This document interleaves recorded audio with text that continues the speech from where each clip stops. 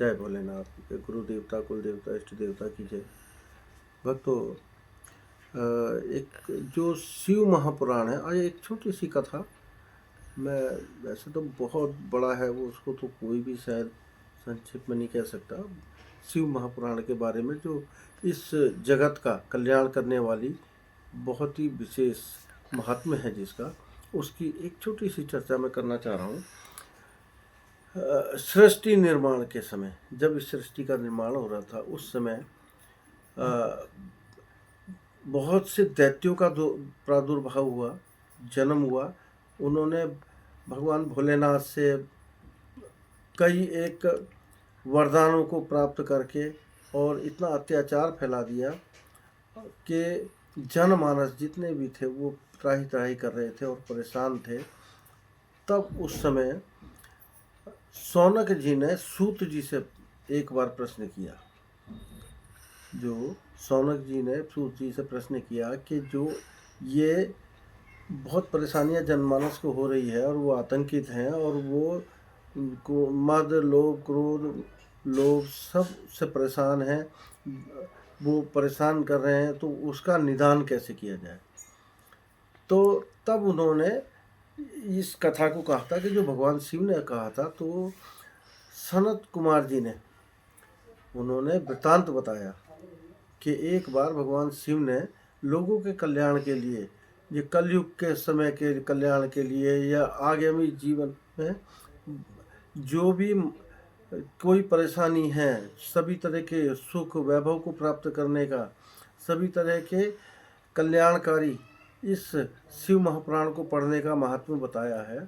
तो तब सनत कुमार जी ने व्यास जी से ये वचन कहे थे। व्यास जी ने जब इसका विवरण किया तो उन्होंने बताया कि जो कथा ये शिव महापुराण की कही जाती है, ये भगवान भोलेनाथ ने स्वयं इस शिव महिमा का निर्माण किया है, वचन कहे हैं, तो वो व्यास जी ने अपने शब्दों में लिखा हुआ है।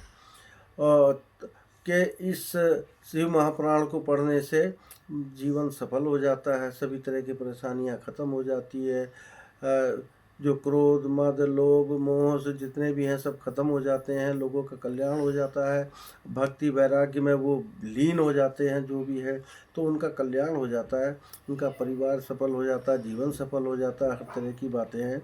और तब उन्होंने इस महात्म्य को कहा था। तो क्या हुआ, आजकल कलयुग के समय में तो लोगों के कल्याण के लिए, कलयुग के समय में, पहले भी सृष्टि के निर्माण में भी और आज कलयुग में भी जो भी परेशानियां हो रही हैं, भगवान भोलेनाथ के आशीर्वाद से सबके कष्ट दूर हो रहे हैं। अब इसकी एक छोटी सी कथा मैं बताऊं। जब इस सृष्टि का निर्माण हुआ तो भगवान भोलेनाथ के दाएं अंग से ब्रह्मा जी का प्रादुर्भाव हुआ, भगवान ब्रह्मा जी का जन्म हुआ, और भगवान भोलेनाथ के बाएं अंग से भगवान विष्णु का जन्म हुआ, प्रादुर्भाव हुआ। तो ये भगवान भोलेनाथ अपनी भक्ति में लीन थे, तो ये दोनों आपस में जब मिले तो ये परम पराक्रमी और अपने आप को बहुत शक्तिशाली मानते हुए ब्रह्मा जी और महाविष्णु भगवान में बहस हो गई, युद्ध छिड़ गया, बहुत ही मतलब इस पर विवाद हो गया कि मैं श्रेष्ठ हूँ और मैं श्रेष्ठ हूँ। तब इन्होंने बीच में भगवान भोलेनाथ आए और उन्होंने उस शिवलिंग को उस त्रिलोकीनाथ से नीचे और ऊपर ब्रह्मांड से लेके और नीचे तक जो उस शिवलिंग की जिसका कोई था नहीं था, वो बीच में आ गया कि आपके पाताल लोक से लेके और जो भी ऊपर इनका लोक है, तीनों लोकों के 14 भुवनों के जो स्वामी हैं, तो ये कहा कि आप दोनों जो हैं जाके इनका पता लगाइए।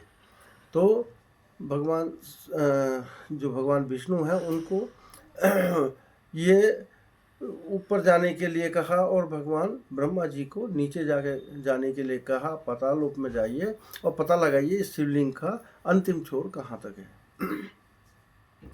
तो काफ़ी समय बीतने के बाद भी जब कुछ नहीं हुआ, तो कई काफ़ी समय निकलने के बाद भी जब दोनों वहाँ पे पृथ्वी पर आए, तो भगवान भोलेनाथ ने पूछा कि भाई छोर मिला?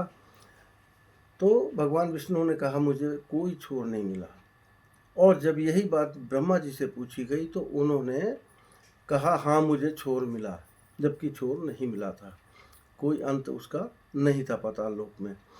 तो ब्रह्मा जी ने क्या कहा था, एक जो पुष्प होता है सफ़ेद कलर का, भगवान को बहुत प्रिय, कुमुद नाम से होता है, उस कुमुद को एक गवाह के रूप में रखा और जो माता गाय है उसको भी इसके हामी भरने के लिए भगवान शिव के सामने कहने को कहा, जो झूठा मिथ्या मतलब कि हाँ इनको छोर मिला, मैं गवाह हूँ।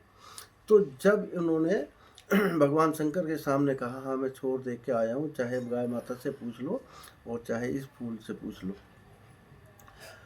तो तब भगवान रुष्ट हो गए और ब्रह्मा जी को कहा कि तुमने झूठ बोला है और तुम्हें जाओ, संसार में आपकी कहीं पूजा नहीं होगी। और कुमुद फूल को ये श्राप दिया कि तुमने झूठ बोला, तुम किसी भी मंदिर में चढ़ाने लायक नहीं रहोगे, तुम्हारा इतना सुंदर रूप होते हुए भी कहीं नहीं चढ़ाए जाओगे।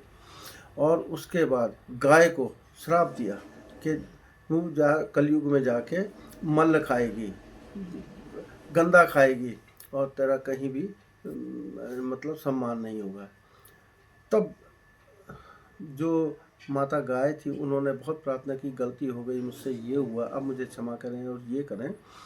तब भगवान भोलेनाथ ने बहुत ही सरल स्वभाव से तब उनसे प्रसन्न होकर कहा कि ठीक है, मेरा श्राप वापस नहीं होगा, आपके मुंह की पूजा नहीं होगी और आपका जो बैतरणी पार करने के लिए आपकी पूंछ की पूजा करेगा वो आपका बैतरणी पार हो जाएगा। इसलिए गाय की जो पूंछ की पूजा की जाती है और जो दान भी किया जाता है वो माता गाय की पूजा पूंछ पकड़कर उनको दान स्वरूप या जो पूजा का विधान है वो करके उसको श्रेष्ठ बनाया जाता है। तो इस शिव महिमा, अब ये शिव महिमा आज भी कलयुग में श्रावण मास में 1 माह के लिए इसका महात्म पढ़ा जाता है, इस शिव महापुराण को वहाँ पढ़ा जाता है, इसके सभी पूरे 1 महीने में इसको पूर्ण किया जाता है। तो बहुत ही फलदायी है और आप लोगों से मेरी यही निवेदन है कि भगवान भोलेनाथ को आप समर्पित हो। ओम वंदे बोधमयं नित्यं गुरुं शंकरूपं यमाश्रितो वक्रोपी चंद्र सर्वत्र वंदते। ये मंत्रों का जाप करते हुए भगवान भोलेनाथ को समर्पित कीजिए, उनके मंदिर जाइए और जलाभिषेक करके उनकी विशेष पूजा कीजिए, आपके सारे कष्ट दूर होंगे। एक छोटा सा मेरा प्रसंग था इसलिए मैं इसको सुना रहा हूँ, वैसे तो बहुत लंबा ये महात्म्य है। आपसे प्रार्थना है आगे भी मैं और कथा सुनाऊंगा और भी बातें बताऊंगा। आप इसे सब्सक्राइब करें, लाइक करें और मेरे साथ जुड़े रहने के लिए आपका धन्यवाद। और मुझसे कोई और जानकारी और प्रश्न करना चाहते हैं तो मेरे नंबर पे आप संपर्क कर सकते हैं। नंबर है 9717955629। जय भोलेनाथ।